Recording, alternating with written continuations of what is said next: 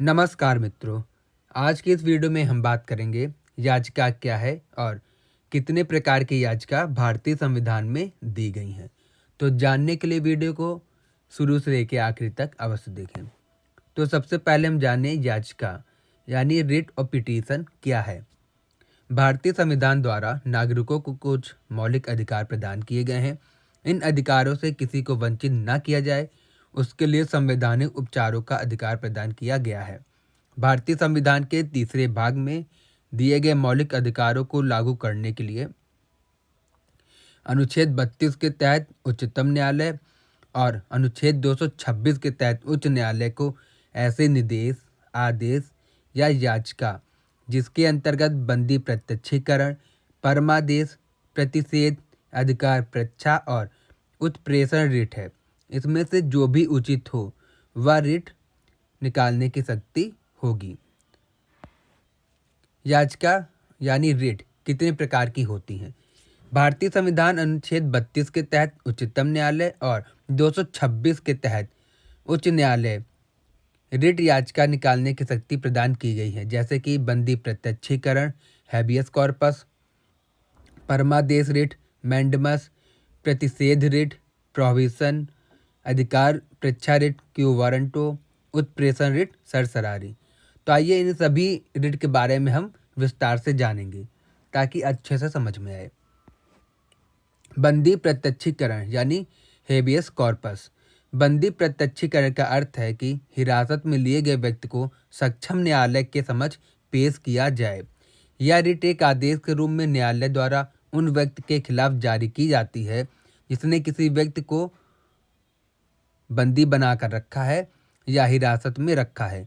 बंदी बनाकर रखने वाले और हिरासत में रखने वाले व्यक्ति को न्यायालय इस रिट के द्वारा यह आदेश देती है कि बंदी बनाए गए या हिरासत में रखे गए व्यक्ति को न्यायालय के समक्ष पेश किया जाए और यह कारण भी बताया जाए किस आधार पर उन्हें बंदी बनाया गया या हिरासत में रखा गया है।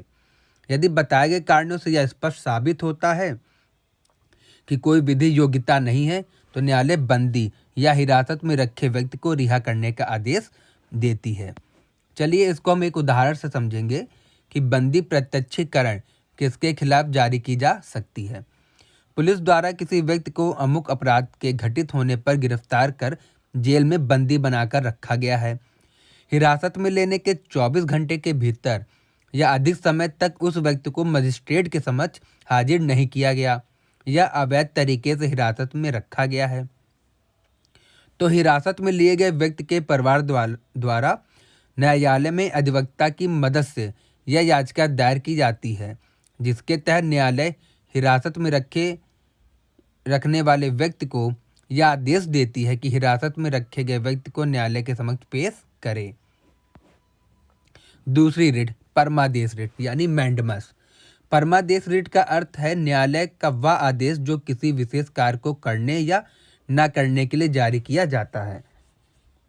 यह एक न्यायिक उपचार है जो कि उच्च न्यायालय द्वारा किसी सरकार, निगम, अधिकारी या न्यायालय को ऐसा कोई विशेष कार्य करने से रोकने के लिए आदेश के रूप में जारी किया जाता है। यह परमादेश रिट वहाँ न्यायालय के रूप में काम करती है जहाँ पर न्याय देने से इनकार किया जाता है, न्याय देरी से दिया जाता है या पीड़ित पक्षकार के पास अन्य कोई उपचार नहीं उपलब्ध होता है। परमादेश रिट जारी करने का मुख्य कारण यही है कि दीवानी कार्यवाही में होने वाली त्रुटियों की पूर्ति करना, क्योंकि यह दीवानी कार्यवाही होती है। प्रतिषेध रिट।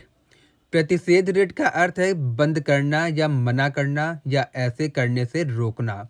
उच्चतम न्यायालय द्वारा प्रतिषेध रिट तब जारी की जाती है जब कोई निचली अदालत या अर्ध न्यायिक निकाय अपने क्षेत्राधिकार का अतिक्रमण कर किसी मुकदमे की सुनवाई करे या करता है। तो इस स्थिति में उच्चतम न्यायालय या उच्च न्यायालय ऐसी निचली अदालत या अर्ध न्यायिक निकाय को अपने क्षेत्राधिकार का अतिक्रमण करने से रोकने के लिए प्रतिषेध रिट जारी करती है। अधिकार परीक्षा रिट। अधिकार परीक्षा का अर्थ है किसी अधिकार द्वारा जब न्यायालय को ऐसा लगता है कि कोई ऐसा व्यक्ति किसी ऐसे पद पर नियुक्त है या हो गया है जिसका यह अधिकार है ही नहीं कि वह ऐसे पद पर नियुक्त हो सके, तब न्यायालय द्वारा यह रिट जारी कर उस व्यक्ति को उस पद पर कार्य करने से रोक दिया जाता है और उस व्यक्ति से यह सवाल किया जाता है कि किस अधिकार या शक्ति के तहत तुमने यह अमुक कार्य किया या अमुक कार्य से संबंधित निर्णय लिया है। 5वीं रीट उत्प्रेषण रीट यानी सरसरारी। उत्प्रेषण रीट का अर्थ है सूचित करने के लिए एक आदेश जारी करना। उच्चतम न्यायालय या उच्च न्यायालय द्वारा यह रीट जारी करके उसके अधीनस्थ न्यायालय या न्यायाधिकरण या प्रशासनिक निकाय से अभिलेख परीक्षण के लिए मांगना या सत्यापित करना होता है, जिससे यह सुनिश्चित हो सके कि वे सब अपने क्षेत्राधिकार में रहकर और विधि के द्वारा निर्धारित सीमा के भीतर अपने कार्य को कर रही हैं।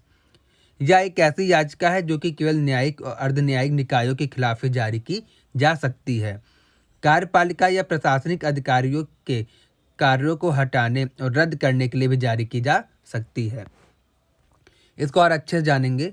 उत्प्रेषण रीट जारी करने के आधार क्या हैं? क्षेत्राधिकार की गलती, क्षेत्राधिकार का अभाव, न्याय क्षेत्र का दुरुपयोग, अभिलेख में विधि की गलती, नैसर्गिक न्याय के सिद्धांत के उल्लंघन होने पर। वीडियो देखने के लिए धन्यवाद। अगर चैनल को सब्सक्राइब नहीं किया है तो चैनल को सब्सक्राइब कर ले ताकि आगे आने वाली वीडियो के अपडेट्स लगातार आपको मिलते रहें।